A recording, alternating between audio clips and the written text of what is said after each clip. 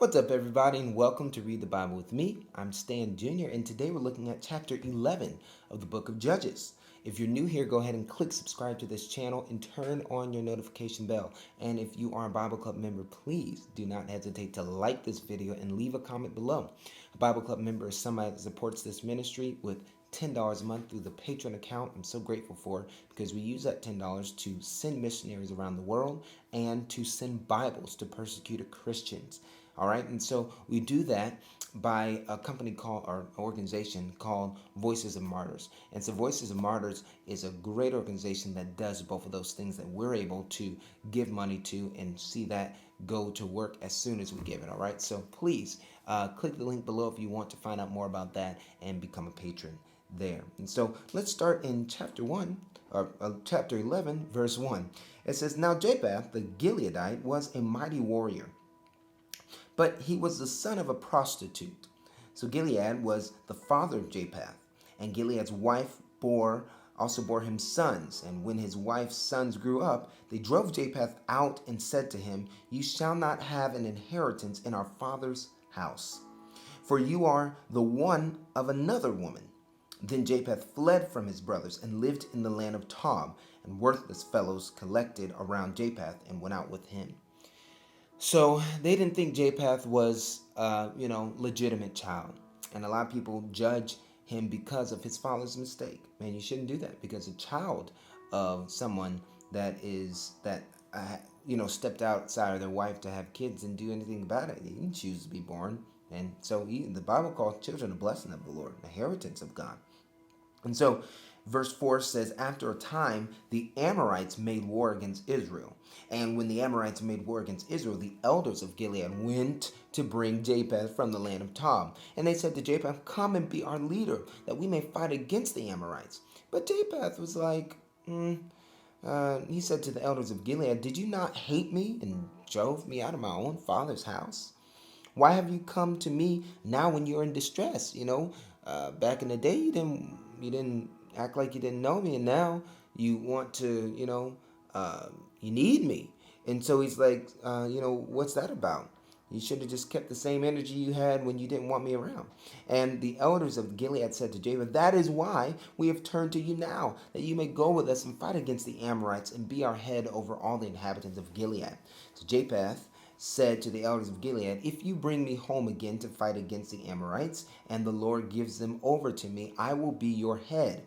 And the elders of Gilead said to Japheth, "The Lord will be witness between us, if we do not do as you say." So Japheth went with the elders of Gilead, and the people made him head and led over them. And Japheth spoke all his words before the Lord at Mizpah. Then Japheth sent messengers to the king of the Amorites and said, "What do you have against me, that you have come to me to fight against my land?" And the king of the Amorites answered the messengers of Japheth, "Because Israel, on coming up from Egypt, took away my land, from the Arnon to the Jabbok, and to the Jordan. Now therefore restore it peaceably."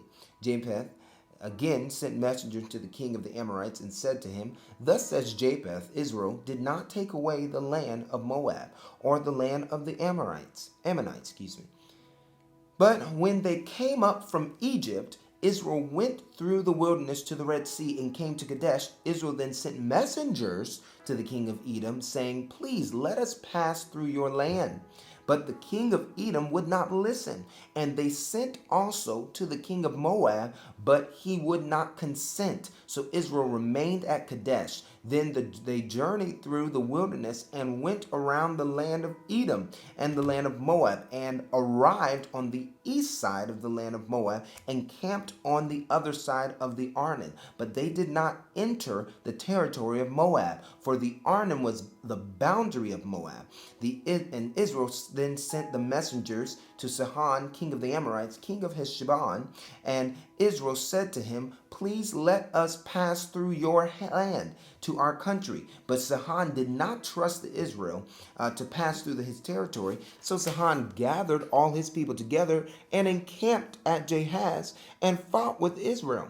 And the Lord, the God of Israel, gave Sihon and all his people into the hand of Israel, and they defeated them. So Israel took possession of all the land of the Amorites, who inhabited that country. And they took possession of all the territory of the Amorites, from the Arnon to Jabbok, and from the wilderness to the Jordan. So the Lord, the God of Israel, dispossessed the Amorites from before the people of Israel. And are you to take possession of them? Will you not possess what Chemosh, your God, gives you to possess? Now make a note of that phrase he just said. He's validating a foreign or a false or an idol God. He's named their God and like their God is actually real, and he's talking to them in his negotiation, but he's validating their God, which is a false, it's a fake God. And now, are you any better?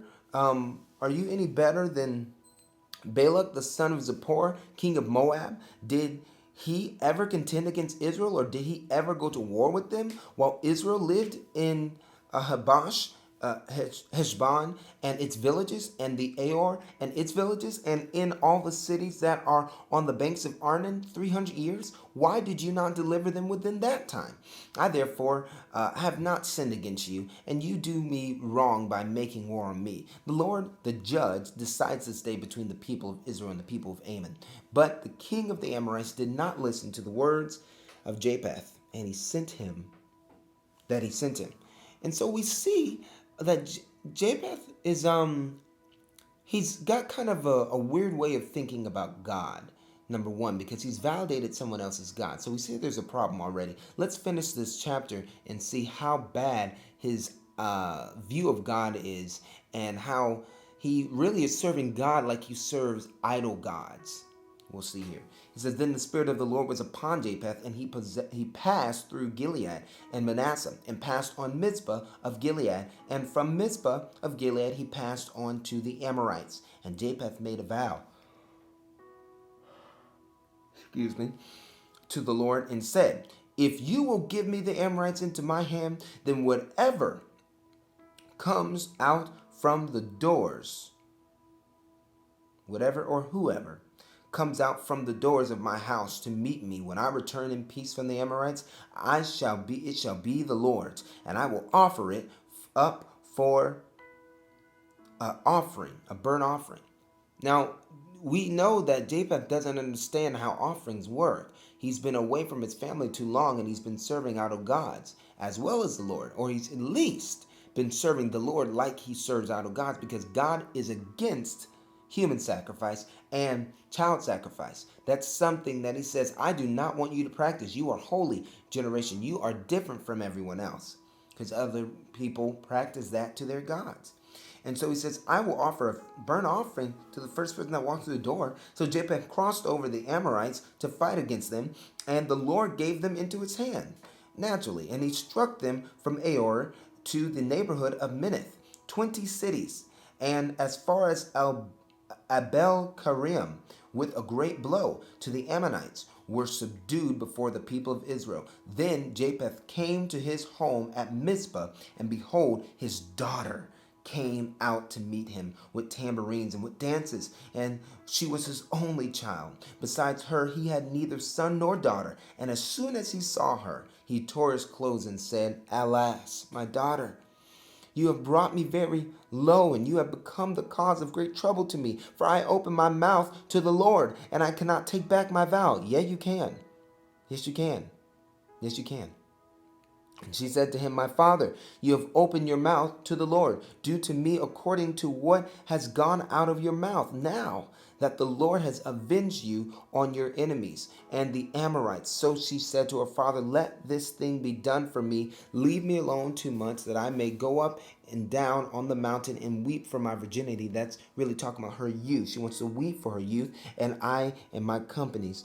And so he said, go. Then he sent her away for 2 months, and she departed, she and her companies, and wept for her youth or virginity on the mountains. She said, I haven't lived yet, father. You made a stupid vow.